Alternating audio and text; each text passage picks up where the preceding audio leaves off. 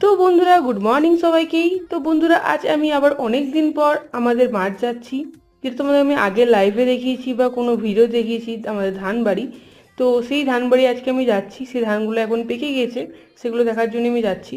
তো এখানে আর কিছু কিছু ভাই ছিল, বাবাও এসেছিলো, ওরা সবাই তোমার মাছ করবে ধরবে বলে মাছের জাল বুনছিল। তো চলো যাওয়া যাক। রাস্তা দেখছিলাম একটা খেজুর গাছও ছিল, খানিক খানিক খেজুরও ধরেছিল। তো এবার আমি মাঠ চলে এসেছি, এবার আমার ধান বাড়িটা তোমরা দেখাচ্ছি, তোমরা দেখো। তো এটা তোমরা নিশ্চয়ই নাকি লাইভে দেখেছো বা আমি ধান পুঁতেছি সেটাও দেখেছো।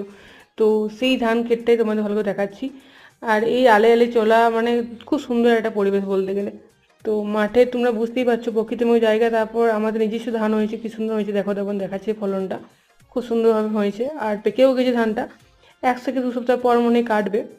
তো আমি তারপর কিছু কিছু রিল বানাচ্ছিলাম, ফটো তুলছিলাম, তোমায় দেখাচ্ছি সেটাও দেখো। তো খুব সুন্দর হয়েছে ধানটা, তোমাদের দিকে দেখালাম গোটাটা ভালো করে।